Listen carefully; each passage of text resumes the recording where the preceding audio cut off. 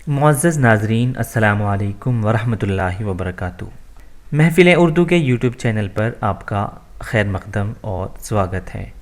दोस्तों, अगर आपने Indira Gandhi national open university का पीएचडी एंट्रेंस एग्ज़ाम दिया है तो ये वीडियो आपके लिए बहुत काम की होने वाली है, क्योंकि इस वीडियो में हम बात करेंगे कि आप अपना स्कोर कार्ड कैसे चेक कर सकते हैं और इग्नू पीएचडी एंट्रेंस का फ़ाइनल रिज़ल्ट कब तक आएगा। और साथ साथ हम बात करेंगे कि अगर आप एससी, एसटी, ओबीसी या जनरल कैटेगरी से हैं तो अलग अलग कैटेगरी की कट ऑफ कितनी रहेगी और इसका इंटरव्यू कब तक होगा। और दोस्तों, इसी के साथ हम एक बहुत ही अहम मौजू पर बात करेंगे जिसका नाम है रिसर्च प्रपोज़ल। जी हाँ, जिसको सिनॉप्सिस भी कहते हैं। अगर आप पीएचडी में एडमिशन लेंगे तो आपको इसकी ज़रूरत पड़ेगी और हम इसके बारे में भी बात करेंगे। और हम बात करेंगे कि आपको टॉपिक कैसे चुनना है, क्योंकि किसी भी यूनिवर्सिटी में जब आप पीएचडी के लिए एडमिशन लेते हैं तो उसके लिए टॉपिक बहुत ज़्यादा मैटर करता है। कई बार ऐसा होता है कि सब कुछ आपके पास बहुत अच्छा होता है, लेकिन आपका जो टॉपिक होता है वो यूनिवर्सिटी से या यूनिवर्सिटी के जो रिसर्च एरियाज़ हैं उनसे मैच नहीं करता, और सब कुछ अच्छा होते हुए भी आपको एडमिशन नहीं मिल पाता क्योंकि आपका टॉपिक अच्छा नहीं होता या फिर यूनिवर्सिटी के जो रिसर्च एरियाज़ हैं उनसे आपका टॉपिक मैच नहीं करता। तो इस तरह की सभी और इग्नू एंट्रेंस एग्ज़ाम पीएचडी का जो आपने दिया था उससे रिलेटेड सारी चीज़ें आपको इस वीडियो में कवर हो जाएंगी और सबके जवाब आपको इसमें मिल जाएंगे। तो फ्रेंड्स, आइए सबसे पहले हम देख लेते हैं कि आप स्कोर कार्ड कैसे चेक कर सकते हैं और कैसे पता लगा सकते हैं कि आपका कितना स्कोर हुआ है, आपने इग्नू के पीएचडी एंट्रेंस में कितने नंबर हासिल किए हैं। उसके लिए सबसे पहले आप किसी भी ब्राउज़र को ओपन कर लीजिए और यहाँ पे आप सर्च करेंगे ओनली इग्नू पीएचडी। जैसे ही आप इग्नू पीएचडी डालते हैं तो आप एंटर कर दीजिए, इसको ओके कर दीजिए। आपके सामने सबसे पहले जो इग्नू का ये होम पेज आएगा, वेबसाइट आएगी, आप इसको ओपन कर दीजिए। ठीक है फ्रेंड्स, आप जैसे ही वेबसाइट पे पहुंचते हैं आपके सामने इग्नू पीएचडी 2021-22 स्कोर कार्ड का एक यहाँ पे नोटिफिकेशन शो कर रहा है। आप इसको ओपन कर लीजिए, आप इसको क्लिक कर लीजिए। आप जैसे ही इसको क्लिक करेंगे तो आपके पास दो ऑप्शंस होंगे कि दो तरह से आप अपना स्कोर कार्ड चेक कर सकते हैं। सबसे पहले तो आप एप्लीकेशन नंबर और पासवर्ड डाल के चेक कर सकते हैं।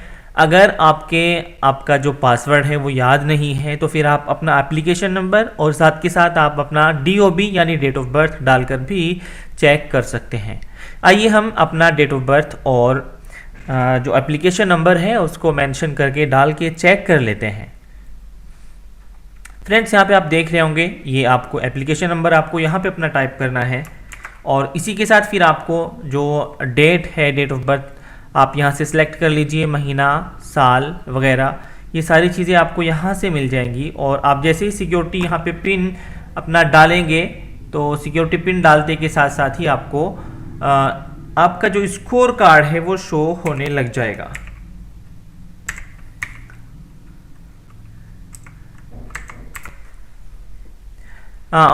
एक बात मैं आपको और बता दूं, अगर आप अपना पासवर्ड भूल गए हैं तो आप यहां से फॉरगेट कर सकते हैं, और अगर आप अपना एप्लीकेशन नंबर भी भूल गए हैं किसी वजह से तो आप उसको भी यहां से फॉरगेट करके सर्च कर सकते हैं। ये आपकी जो बेसिक इन्फॉर्मेशन है वो मांगेगा और उसके बाद आपका ये एप्लीकेशन नंबर आपको फाइंड हो जाएगा। चलिए हम इसको साइन इन कर लेते हैं।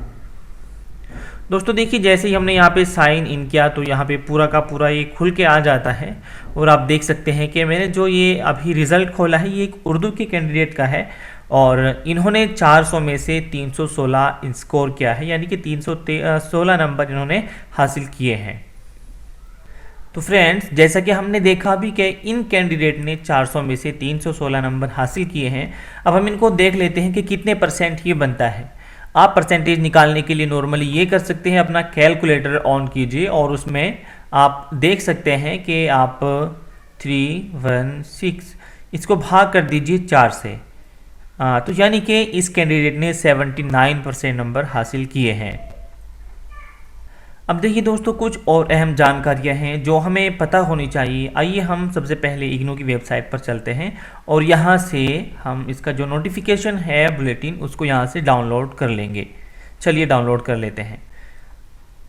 आप देख रहे होंगे कि ये भी डाउनलोड हो रहा है। सो फ्रेंड्स देखिए, अब हमने डाउनलोड कर लिया है इसका जो इन्फॉर्मेशन बुलेटिन था। अब हम इसमें से कुछ काम की चीज़ें देख लेते हैं। अब सबसे पहला प्रश्न ये आता है कि आपने टेस्ट दे दिया है और आपको कैसे पता चलेगा कि आपने क्वालिफाई किया है या नहीं किया है। तो इस चीज़ को जानने के लिए आप इस प्रोस्पेक्टस यानी इन्फॉर्मेशन बुलेटिन के पेज नंबर 7 पे आ जाइए, और जैसे ही आप इसके पेज नंबर 7 पे आ जाते हैं तो कई सारे क्वेश्चंस आपको यहाँ से अपने सॉल्व हो जाएंगे, आपको अपने सवालों के जवाब मिल जाएंगे। देखिए दोस्तों, यहाँ पे इन्होंने कई सारे पॉइंट डाले हुए हैं, यानी कि एंट्रेंस टेस्ट से रिलेटेड कुछ चीज़ें इन्होंने यहाँ पे डाली हुई हैं, और सिलेक्शन का जो प्रोसीजर है वो बताया हुआ है कि कैसे कैसे सिलेक्शन इसमें आपका हो पाएगा। कुछ चीज़ें ऐसी हैं जो आप कर चुके हैं, उनको बताने की ज़रूरत नहीं, वीडियो काफ़ी लंबा हो जाएगा, हम ओनली काम की बातें यहाँ पे करते हैं। देखिए इन्होंने यहाँ पे साफ साफ मेंशन किया है कि those who secure at least 50% marks in the entrance test और 45% marks in case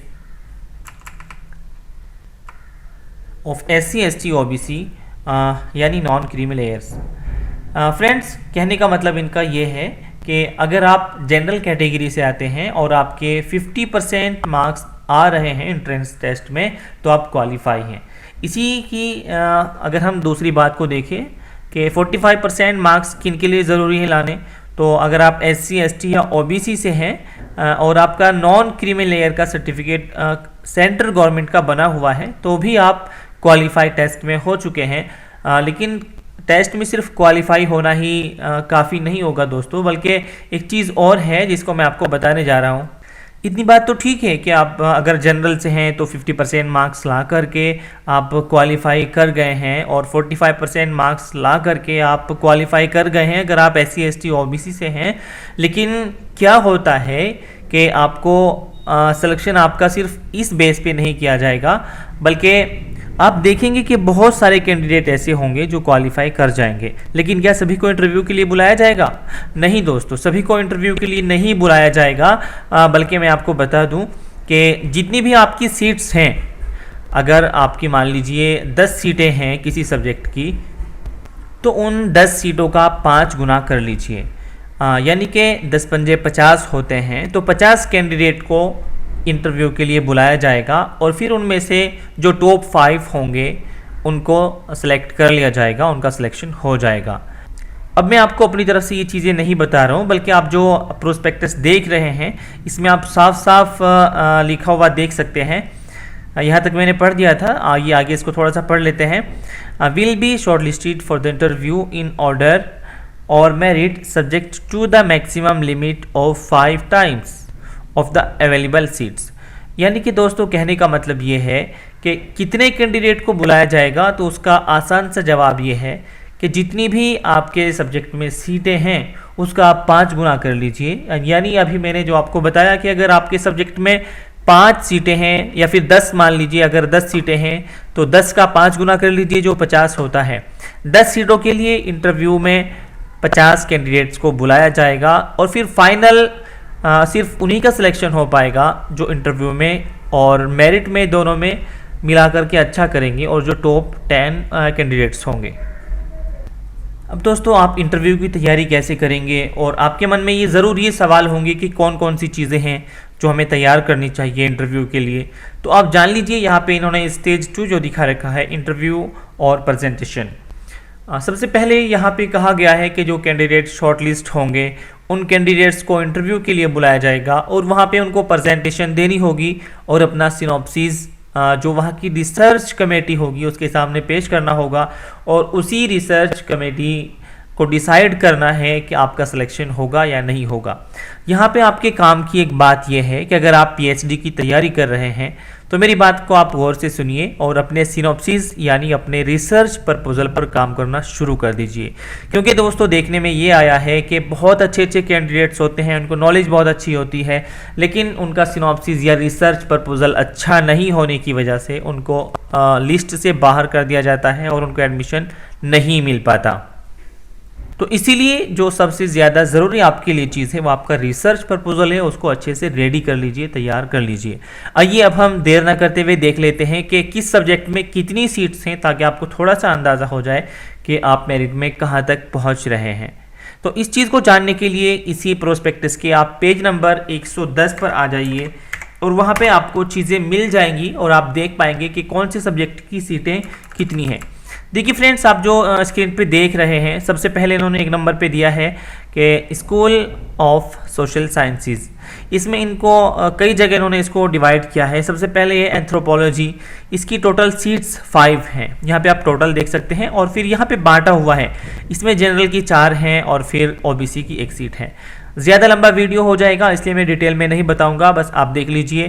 total seats बताता चलूंगा कि किस सब्जेक्ट में कितनी है। पॉलिटिकल साइंस की अगर हम बात करें तो टोटल सीट्स 12 हैं, जनरल की 7 हैं, एससी की 1 है और ओबीसी की 3, ईडब्ल्यूएस की 1 सीट यहाँ पे है। तो इसी तरह अगर हम फिर स्कूल ऑफ साइंस में आते हैं तो यहाँ पे आप देख सकते हैं कि इन्होंने साइंस को भी कई जगह में बांटा हुआ है और अलग अलग कैटेगरी बना रखी है सीट्स की। देख लीजिए दोस्तों, केमिस्ट्री में यहाँ पे आपको टोटल सीट्स 6 मिल जाती हैं और इसी तरह से अगर आप जियोलॉजी में जाते हैं तो आपको टोटल सीट्स यहाँ पे भी 6 मिलेंगी। इसी तरह अगर आप लाइफ साइंस में जाते हैं तो 4 सीटें आपके लिए हैं और अगर आप मैथमेटिक्स में जाते हैं तो टोटल 4 सीटें आपको यहाँ पे मिल जाती हैं। स्कूल ऑफ मैनेजमेंट की बात कर लेते हैं। अगर आप कॉमर्स बैकग्राउंड से आते हैं तो यहाँ पे आपके लिए टोटल 8 सीटें हैं। बाकी आप यहाँ से प्रोस्पेक्टस में देख सकते हैं कि अलग अलग कैटेगरी की अलग अलग सीट्स इन्होंने यहाँ पे अलॉट की हुई है। अगर आप मैनेजमेंट से आते हैं तो आपके लिए 9 सीट है। इसी तरह दोस्तों, अगर आप स्कूल ऑफ एजुकेशन से आते हैं और एजुकेशन आपके पास एमए में सब्जेक्ट रहा है तो टोटल सीट्स आपके लिए यहाँ पे 10 रखी गई हैं। इसी तरह अगर आप फिर school of gender and development से आते हैं तो आपके लिए टोटल सीट्स 9 रखी गई हैं। तो दोस्तों यहाँ पे 11 नंबर पे स्कूल ऑफ इंटरडिसिप्लिनरी और इस तरह की भी कई सारी सीट्स यहाँ पे रखी गई हैं और आप देख ही सकते हैं स्क्रीन पे कई सारी और आपको जो स्कूल ऑफ ग्राउंड है वो मिल जाते हैं। यहाँ पे कई सारी सीट्स अलग अलग सब्जेक्ट में यहाँ पे रखी गई हैं। आप पेज पे देख पा रहे होंगे, मैं आपको दिखा रहा हूँ, आप गौर से देख लीजिए। अगर इनमें से कोई सब्जेक्ट आपका है तो आप देख सकते हैं कि कौन से सब्जेक्ट में कितनी सीट्स यहाँ पे हैं। जिस तरह देखिए आप दोस्तों, ह्यूमैनिटीज़ यानी जो लैंग्वेज हैं उसमें भी आपको बहुत सारी सीट्स यहाँ पे देखने को मिलेगी। अगर आप इंग्लिश के बैकग्राउंड से आते हैं तो 30 सीट्स बहुत होती हैं दोस्तों, 30 सीट्स यहाँ पे रखी गई हैं। अगर आप संस्कृत से हैं तो आपके लिए और भी ज़्यादा यानी कि 32 सीट्स, 32 सीट यहाँ पे हैं। अगर आप हिंदी से हैं तो टोटल आपके लिए 8 सीटें हैं। हिंदी में थोड़ा कम है उसके हिसाब से जितनी इंग्लिश में है। और अगर आप उर्दू से हैं तो फ्रेंड्स उर्दू में भी काफ़ी सीट्स यहाँ पे आपको देखने को मिलेगी। उर्दू अगर आपका सब्जेक्ट है तो जनरल में आपको 8 सीटें मिलेंगी और एससी में 2 सीटें हैं, एसटी में 1 है और ईडब्ल्यूएस की 1 सीट है। तो टोटल मिलाकर यहाँ पे आपके लिए 16 सीट्स रिजर्व की गई हैं। अगर आप उर्दू डिपार्टमेंट से हैं तो आप तैयारी कर लीजिए और 16 सीट्स आपके लिए हैं तो 16 सीट्स बहुत होती हैं और आप अगर आपके नंबर अच्छे हैं तो दोस्तों आप अच्छी फाइट में आ सकते हैं और सिलेक्शन आपका हो सकता है। इसी तरह आपके पास स्कूल ऑफ कंटिन्यूइंग एजुकेशन, इसमें चाइल्ड डेवलपमेंट की 4 सीटें हैं। दोस्तों अगर आप उर्दू से तैयारी कर रहे हैं तो आप हमसे भी जुड़ सकते हैं और उर्दू में हमसे भी आप हेल्प ले सकते हैं। आप पता कर सकते हैं कि कैसे सिनॉप्सिस बनाना है या फिर आपको रिसर्च प्रपोजल किस तरह से तैयार करना है और आपको टॉपिक कौन से चुनने चाहिए। मैं स्पेशली उर्दू सब्जेक्ट की बात कर रहा हूँ। अगर आप उर्दू में कुछ हेल्प लेना चाहते हैं तो आप हमसे रब्ता कर सकते हैं। तो दोस्तों ये थी आज की इग्नू पीएचडी एंट्रेंस टेस्ट को लेकर सभी जानकारी। अगर आप कुछ और भी जानना चाहते हैं तो कमेंट के ज़रिए से हमसे पूछ सकते हैं और वीडियो को लाइक, शेयर और चैनल को सब्सक्राइब ज़रूर कीजिए। दोस्तों हमारा मकसद कोई पैसे कमाना नहीं है बल्कि आपके काम की नॉलेज आप तक पहुँचाना है। बने रहिए हमारे साथ और मिलेंगे इंशाल्लाह नेक्स्ट वीडियो में। तब तक के अपना ख्याल रखिए।